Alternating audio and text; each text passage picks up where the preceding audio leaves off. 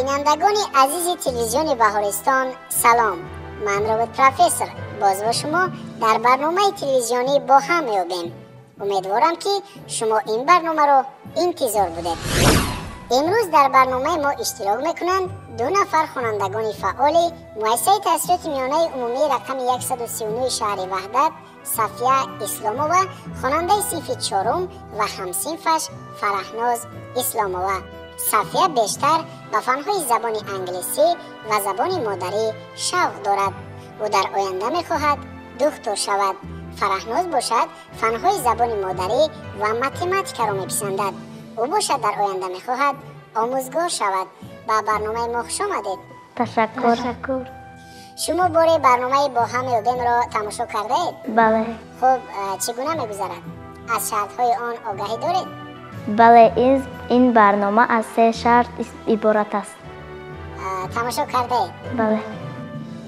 یعنی صفیه از این برمیاد که شما پوره وابسته به این برنامه معلومات دارید.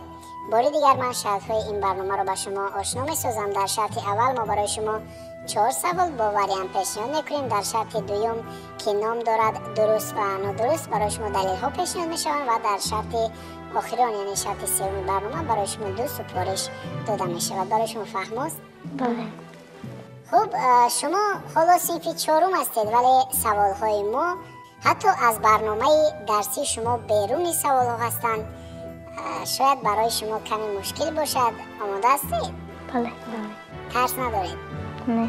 خوب، ما نیز پیوسته کوشش میکنیم که همین گونه نورسان و خوانندگان فعال را در این برنامه دعوت کنیم. اگر آماده باشید بیاید میگذاریم به شرط نخستین برنامه. آماده؟ بله. با هم میابیم. با دقت باشید. سوال اول را پیشنهاد میکنم. بحر چیست؟ بحر چیست؟ وریانت ا آبهای جمع شده کل دریاها. وریانت ب قسم آب اقیانوس که دارای خصوصیت‌های شیمیایی و فیزیکی به خود خاص میباشد. وریانت و آبهای جمع شده که دو قسمت خشکی را جدا میکنند. و نهایت وریانت گ چقوری طبیعی که در آن مقدار زیادی آب موجود است. خوب، با هم مشورت میکنیم.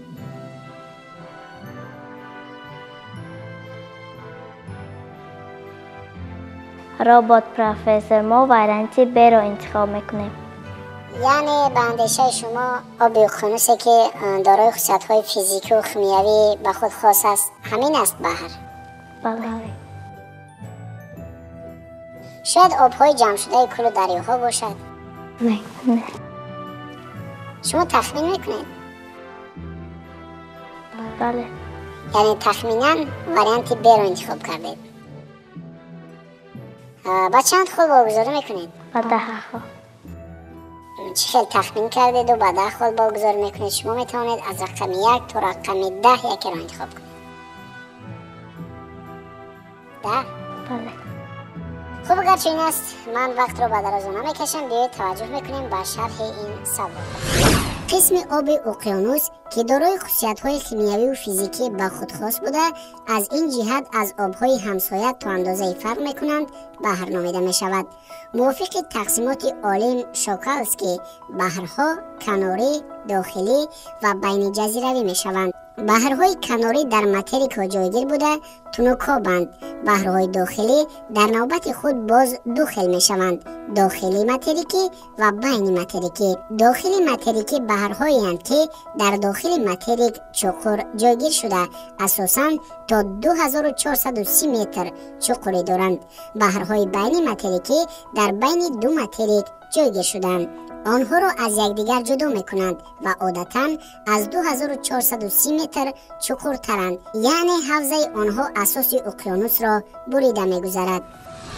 آفرین به شما، پاسخ شما درست است.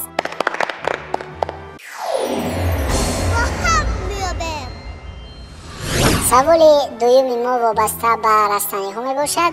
آماده اید؟ بله. با دقت باشید. چگونه رستنی ها را رستنی های گلدار می نامند؟ چگونه رستنی ها را رستنی های گلدار می نامند؟ وریانت ا رستنی هایی که پیوسته زیر نورهای آفتاب نشو نما می کنند. وریانت ب رستنی هایی که تنها در فصل بهار می رویند. وریانت و رستنی هایی که در دوره حیات گذرانیشان گل می کنند. و نهایت وارینتی گ رستنی هایی که افزایششان به فصل های سال وابسته نیست. خب فکر میکنیم؟ ربات پروفسور ما وارینتی B رو انتخاب کرده. یعنی رستنی هایی که تنها در فصل بهار میرویند. بله. رستنی های گلدار رستنی هایی هستند که تنها در فصل بهار میرویند. یعنی همین خیر. در فصل زمستان هم بعضی رستنی ها گل میکنند. در تیر ماه نیز ما میبینیم. در تابستان نیز. برای مثال کارتوشکا کی گل میکند؟ خوب مشورت کنید.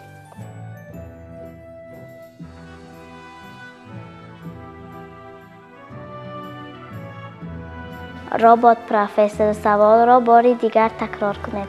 خوب با دقت باشید. چگونه رستنی ها را رستنی های گلدار میگویند؟ چگونه رستنی ها را رستنی های گلدار میگویند؟ واریانت ا رستنی هایی که پیوسته زیر نورهای آفتاب نشو نما میکنند. واریانت ب رستنی هایی که تنها در فصل بهار میرویند. واریانت و رستنی هایی که در دوره حیات گذرانیشان گل میکنند. واریانت گ رستنی هایی که افزایششان به فصل های سال وابسته نیست. مشورت میکنیم؟ ربات پروفسور ما وارینتی V رو انتخاب میکنه. یعنی رستنی هایی که در دوره حیاتشان گل میکنند. به اندیشه شما آنها را رستنی های گلدار میگویند. بله. شما میتوانید که از رقم 1 تا رقم 10 یکی را انتخاب کنید. با چند خود باگذاری میکنید؟ با 10 خود. با 10 خود. خب اگر چنین است من وقت رو به درازا نمیکشم. بیایید با هم توجه میکنیم به شرح این سوال و معلوماتی پرتر میگیریم. رستنی هایی که در دوره حیات گذرانیشان اقلاً 1 مرتبه گل میکنند رستنی های گلدار نامیده میشوند. به مثال بایچچک، گل نوروزی، قاقو، سیاه گوش، پخته و غیره ها. در برابر این بعضی رستنی ها از قبیل ارچه، صنوبر، اوشنه ها، سرخس شکلان و غیره ها در فعالیت حیاتیشان هیچگاه گل حاصل نمی کنند. آنها به رستنی های بیگل منصوب می باشند. آفرین به شما. پاسخ نوبتی کاملا درست است. فرهناز و صفیه حالا شما صاحب 20 خال گردیدید. از 2 جواب درسته که در بخش اول دادید. حالا میگذاریم به سوال سیوم. در شرط اول برنامه تلویزیونی با هم میابیم. خوب بیاید توجه میکنیم به سوال. در کدام فصل سال در هوا باکتریا ها زیاد میشوند؟ در کدام فصل سال در هوا باکتریا ها زیاد میشوند؟ واریانت ا تابستان، واریانت ب زمستان، واریانت و تیر ماه و نهایت واریانت گ در بهار.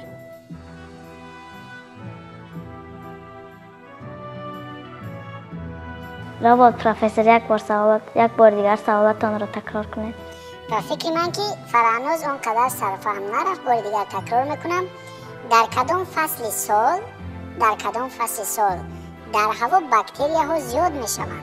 واریانت ا در تابستان، واریانت ب در زمستان، واریانت و تیر ماه و نهایت واریانت گ بهار. یعنی از 4 فصل یکی رو انتخاب کنید. در کدام فصل زیاد میشده این باکتریا ها؟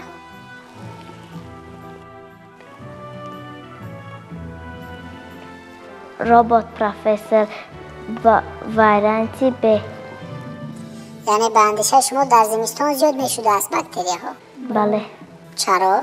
در سردی مگر باکتریا ها زیاد میشوند؟ با فکر من واریانتی A. با فکر تو چی فرهناز؟ با فکر من واریانتی B. خوب یکی از شما یعنی تابستان رو گفتید، یکی از دیگر زمستان رو. خلاصه کنید کدومی از پاسخهای شما رو قبول کنیم؟ واریانتی A. واریانت ا رو قبول کنیم. عمیق؟ بله. فرهناز راضی هستید؟ بله. خوب با چند خال باگذاری میکنید؟ با 10 خال. باز هم با 10؟ نه با 9. خب فرهناز اونقدر استوار نیست. نمیدونم برای چی. با چند خال؟ با 9 خال. با 9 خال. بله. مایلش به توجه میکنیم به شرح این سوال. در روی زمین قریب جایی نیست که در آنجا باکتریا ها یا میکروارگانیسم ها نباشند. وابسته به موسم سال مقدار باکتریا ها در هوا تغییر یافته می ایستد. مقداری از همه زیادی باکتریا ها در هوا به فصل تابستان راست می آید. در فصل زمستان باشد مقدار باکتریا ها در هوا خیلی کم است. عموما هوا برای سبزش باکتریا محیط دائمی زیست حساب نمی‌یابد. وی به طفیل شمال و گرد و چنگ به هوا برداشته شده مدت معین در آنجا ساکن شده سپس همراه گرد و چنگ باز به زمین تحشین می‌شوند. این چنین هوا برای باکتریاها محیط بسا ناقلای به حساب می‌رود. آفرین به شما، پاسخی داده شما کاملا درست است.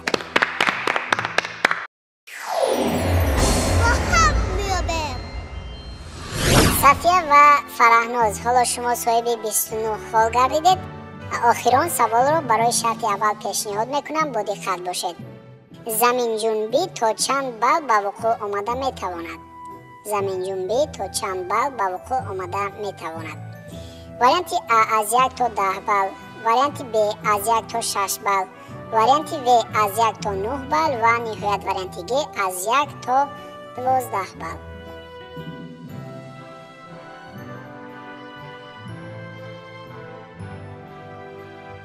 با فکر من وریانتی گ و با فکر من وریانتی ا. بار دیگر من با شما تاکید میکنم که باید شما یک وریانت را خلاصه کنید. خوب مشورت میکنیم. رابط پروفسور با فکر ما وریانتی گ. یعنی به اندیشه شما زمین جنبی از 1 تا 12 بال رخ میدهد؟ بله. این را از کجا میدونید شما؟ این درست است یا نادرست است؟ در کجا واخورده بودید؟ رابط پروفسور، ما این معلومات را در برنامه‌های تلویزیون دیده بودیم. یعنی به اندیشه شما از 1 تا 12 بال زمین جنبی به وقوع آمده میتواند؟ بله. یعنی الکی حس میکنید شما زمین لرزه را چگونه به وقوع میآید؟ بله. فکر میکنم که وابسته به این الکی معلومات دارید. پس با چند خال واگذاری میکنید این پاسخ خود را؟ با 10 خال. یعنی باور دارید؟ بله. خب اگر چین است باید با هم توجه میکنیم به شرح این سوال. زمین جنبی از 1 تا 12 بال را فرا میگیرد که از همه زمین جنبی های وزنین ترین و خرابی آوری آن از 6 بال بالا می باشد. سبب اساسی به عمل آمدن زمین جنبی این حادثه جای عوض کنی ماده های قسم بالایی منطقه و ترکش و زود جای عوض کردن قبض های زمین می باشد. زمین جنبی در چقلی های گوناگون قشر زمین از 10 متر تا زیاد از 700-800 کیلومتر به وجود آمده می تواند. پاسخ شما کاملا درست است. باز هم آفرین به شما.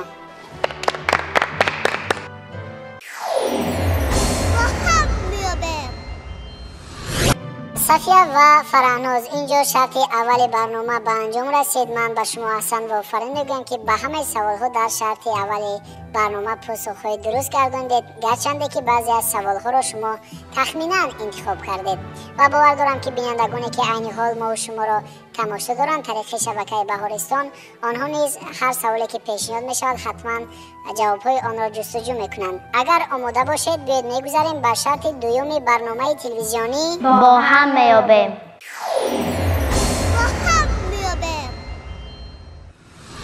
خب در شرط دومی برنامه برای شما ما 4 دلیل پیشنهاد میکنیم و درست و یا نادرست بودن آنها رو برای ما پیشنهاد میکنید. فهم است؟ بله. با دقت باشید. دلیل اول رو پیشنهاد میکنم. فیل‌ها در یک شبانه روز 75.7 لیتر آب می نوشند. فیل‌ها در یک شبانه روز 75.7 لیتر آب می نوشند. این دلیل درست است یا نادرست؟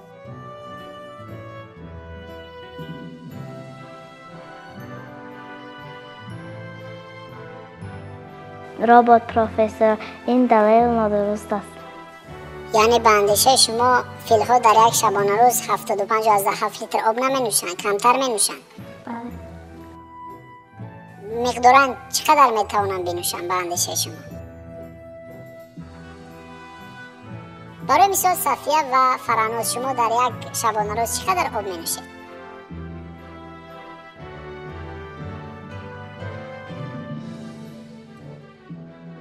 آدمان می توانند از 3 تا 5 لیتر در یک روز و حتی زیادتر آب نوشند.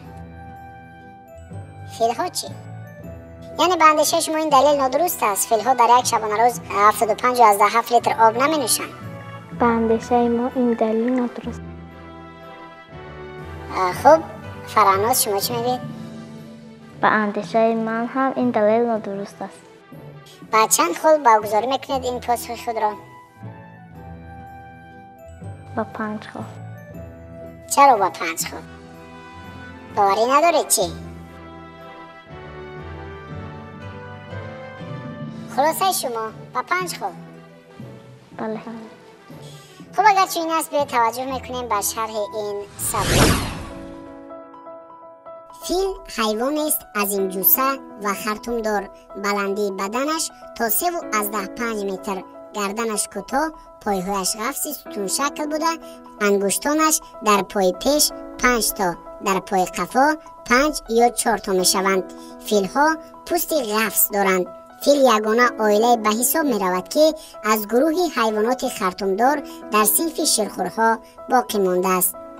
فیل ها در یک شبانه روز 75 از 7 لیتر آب می نوشند. همچنین هر روز 18-20 ساعت عمرشان را آنها با خوراک خوری می گذرانند. متاسفانه پاسخ شما نادرست است.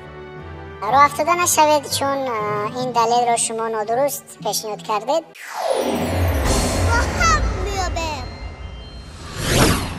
اگر آماده باشید میگذاریم بعد دلیل دوم. آماده اید؟ بله. با دقت باشید. 7 کل در ولایت ختلان جایگیر است. 7 کل در ولایت ختلان جایگیر است. این دلیل درست است یا نادرست؟ رابط پروفسور، این دلیل به فکر ما نادرست است. برای چی نادرست است؟ آیا 7 کل در ولایت ختلان جایگیر نیست؟ نه. پس در کجا جایگیر است؟ 7 کل در شهر پنچکن در ولایت سوغد جایگیر است. شما درباره آن معلومات گرفته؟ من فکر میکنم که 7 کل در ولایت ختلان است. شاید در نزدیکی های چلچار چشمه باشد. نه. یعنی به اندیشه شما این دلیل نادرست است؟ بله. باور دارید؟ بله. با چند خل واگذار میکنید؟ با 10 خل. با 10 خل. یعنی باوری دارید؟ بله. خب اگرچه این است به توجه میکنیم به شرح این سبک. این دلیل نادرست است. در غرب تاجیکستان در نزدیکی شهر پنجکند 7 کل جایگیری می باشد.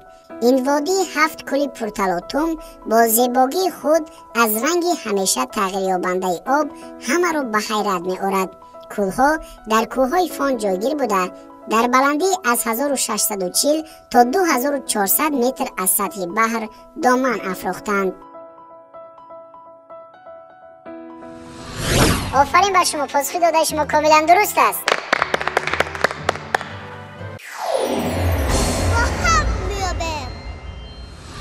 خوب میگذاریم بعد دلیل سوم برنامه. با دقت باشید. چشم انسان حرارت را احساس نمی کند. این دلیل درست است یا نادرست؟ آیا چشمان شما حرارت را احساس می کند یا نه؟ رابط پروفسور، این دلیل به فکر ما نادرست است. یعنی به اندیشه شما حرارت را احساس میکنند، یعنی سردی و گرمی را چشمان احساس میکنند داخل چشم؟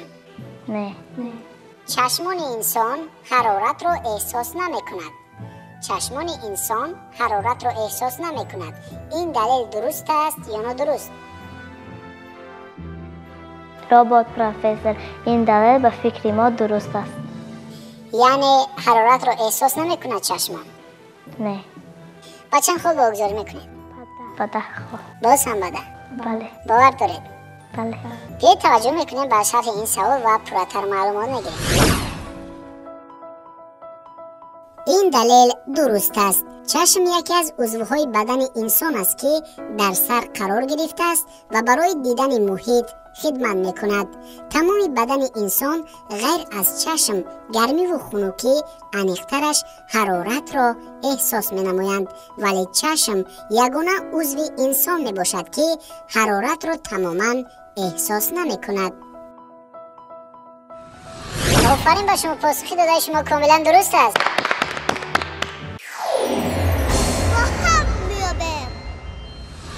باز هم به شماره عمومی خالهای شما 10 خال دیگر علاوه گردید و شماره آنها رسیدن به 59 عدد. میگذاریم به دلیل آخران در شرط دومی برنامه با دقت باشید. اولین کامپیوتر 300 کیلوگرم وزن و 35 متر درازی داشت. آیا این دلیل درست است یا نادرست؟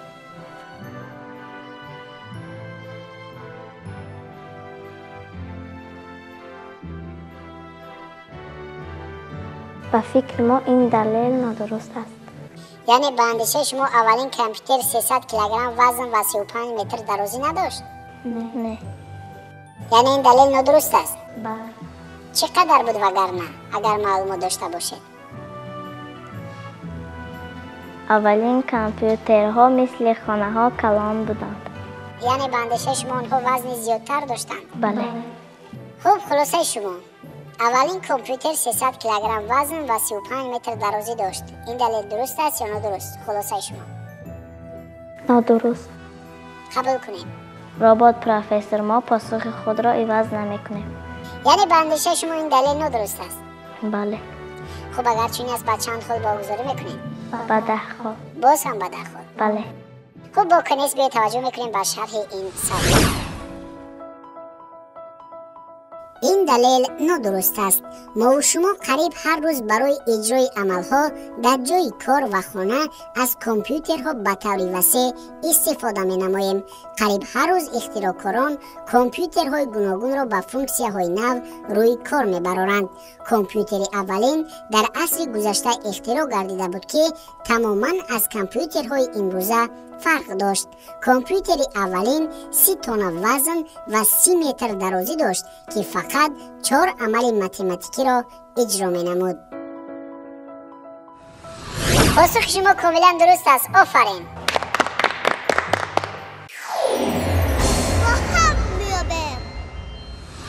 صفیه و فرهناز، من به شما احسان و آفرین میگویم که توانستید که از خود مهارت خوب نشان دهید و صاحب 69 خال شوید در 2 شرط اول برنامه.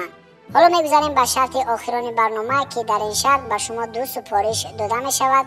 یک البته این یافتن فرقت ها از رسم و دیگر سپارش این جابجا کردن کلمه ها. خوب، اگر آماده باشید میگذاریم به شرط سیوم برنامه تلویزیونی با هم میابیم. حالا ما برای شما یک رسم را پیشنهاد میکنیم. انیقترش این رسم از 2 قسمت عبارت است و در آن 5 فرقیت وجود دارد. برای هر یک فرقیتی که شما میابید 2 خال میگیرید.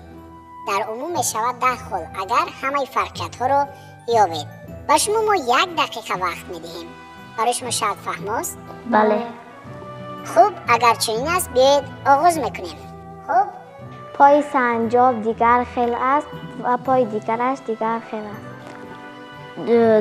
برگ های درخت سنجاب یکم برگ های درخت دیگر خیل است و سنجاب دوم برگ های درختش دیگر خیل. گوش سنجاب دیگر خیل است و گوش دیگرش دیگر خیل است. چوب درخت یکمین چوب درخت دیگر خیل و دومین چوب درخت دیگر خیل است. در اینش چوبی چغوزه است، در اینش نیست. آفرین به شما. من به شما آفرین و احسان میگویم که در 1 دقیقه شما توانستید که همه فرقیت ها را البته از این رسم پیدا نمایید که البته آنها ایزی زیری پا بود، چوبک چلغوزه، برگ درختان، گوش طرف چپ و شاخ درخت. احسان به شما. حالا به شماره عمومی خالهای شما 10 خال دیگر علاوه گردید که رسیدن به 79 خال. آفرین.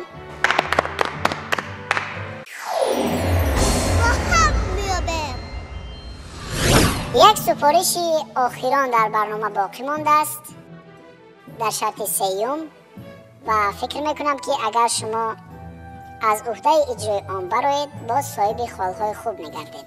حالا در سپارش آخران ما برای شما کلمه ها رو پیشنهاد میکنیم و شما آنها رو در مدت 1 دقیقه پوره ساخته برای ما پیشنهاد میکنید و صاحب 10 خال میشوید اگر پوره جمله رو درست جابجا کنید.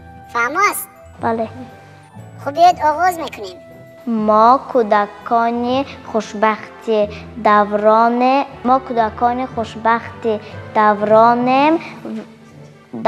استقلالیم و وطن خویش را دوست می‌داریم. یک کلمه اینجا گفته نشد، بار دیگر کلمه عزیزی استفاده نگردید، بار دیگر درست جابجا کنید. ما کودکان خوشبختی دوران استقلالیم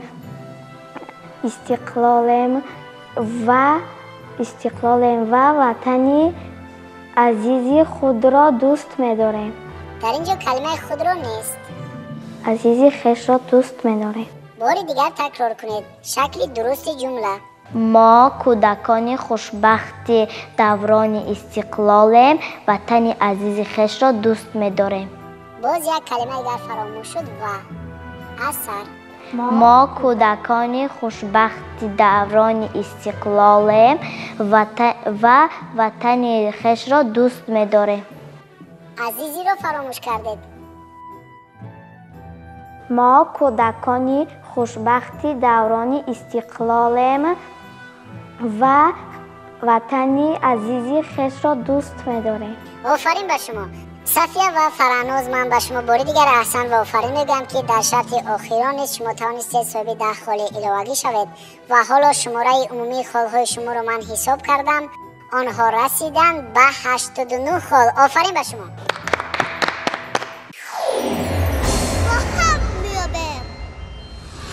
من به شما احسن و آفرین میگم که زیرکی و چالاکی رو از دست ندادید و توانستید به همه آن سوالهایی که پیشنهاد کردند کوشش کنید که جواب دهید، چون بعضی از سوالها البته دشوار فهم بودن برای شما، به آنها پاسخهای نادرست گرداندید. باور دارم که در آینده حتما شما از والدین خویش، از آموزگاران خویش پرسان و جویا میشوید پاسخهای درست سوالهای گوناگون را. همین گونه است؟ بله. خوب فرهناز، شما چی اندیشه دارید وابسته به برنامه امروزه ما؟ این برنامه برای من بسیار شوق‌آور گذشت و من میخواهم بار دیگر به این برنامه اشتراک کنم. آفرین و احسن به شما. شما هنوز صنف 4 هستید و البته میتوانید سالهای میمده باز هم کوشش تلاش نمایید اومده در این برنامه اشتراک کنید. کدام سوال برای شما بسیار دشوار بود؟ سوالی که ما به آن پاسخ نیافتیم. یعنی دشوارتر بود؟ بله. فکر میکنم که از این و بعد شما کوشش میکنید که به همه سوالها پاسخهای درست گردونید. بله. صفیه، شما چی اندیشه دارید؟ این برنامه با من خیلی پسند آمد. از این برنامه ما چیزهای نو را آموختیم. کدام شرط برنامه برای شما بسیار پسند آمد؟ در این برنامه به ما شرط سیوم پسند آمد. به همسالان خودتان چی توصیه میدهید؟